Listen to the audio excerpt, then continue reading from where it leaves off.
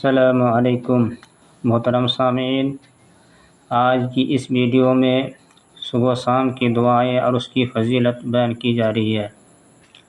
اللہم انت ربی لا الہ الا انت خلقتنی وانا عبدک وانا علی عہدک ووعدک ما استطعت اعوذ بک من شر ما صنعت ابوء لک بنعمتک علی وابوء لک بذنبی اغفر لی فانہ لا یغفر الذنوب الا انت۔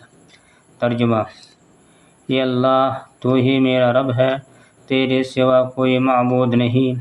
تو نے مجھے پیدا فرمایا اور میں تیرا بندہ ہوں، اور میں اپنی طاقت کے مطابق تیرے عہد اور وعدے پر قائم ہوں۔ میں تجھ سے اس چیز کے شر سے پناہ مانگتا ہوں جس کا میں نے ارتکاب کیا۔ میں تیرے سامنے تیرے انعام کا اقرار کرتا ہوں جو مجھ پر ہوا، اور میں اپنے گناہوں کا اقرار کرتا ہوں، لہٰذا تو مجھے معاف کر دے۔ یقیناً تیرے سوا کوئی گناہوں کو معاف نہیں کر سکتا۔ صحیح البخاری حدیث نمبر 6306۔ ایک مرتبہ پڑھیں۔ اس دعا کی فضیلت: رسول اللہ صلی اللہ علیہ وسلم نے فرمایا، جو شخص یقین کی حالت میں شام کے وقت یہ دعا پڑھے اور اسی رات فوت ہو جائے تو وہ شخص جنت میں جائے گا، اور اسی طرح جو شخص یقین کے ساتھ صبح کے وقت یہ دعا پڑھ لے اور شام تک فوت ہو جائے تو وہ بھی جنت میں جائے گا۔ دوسری دعا: لا الہ الا اللہ وحدہ لا شریک لہ لہ الملک ولہ الحمد وہو علی کل شیء قدیر۔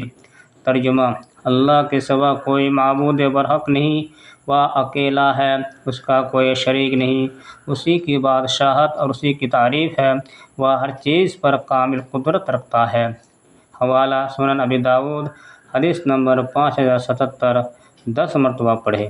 یہ دعا کی فضیلت: جو شخص اسے صبح کے وقت پڑھے گا اس کے لیے 10 نیکیاں لکھی جائیں گی، 10 گناہ معاف کر دیے جائیں گے، 10 درجات بلند کیے جائیں گے، اور یہ دعا بنو اسماعیل میں سے 10 گردن آزاد کرنے کے برابر ہے۔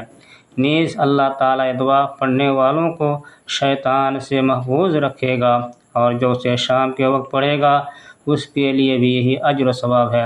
اللہ رب العالمین ہمیں صبح شام کی دعاؤں کو پڑھنے کی توفیق عطا فرمائے۔ وما توفیقی الا باللہ۔ السلام علیکم ورحمۃ اللہ وبرکاتہ۔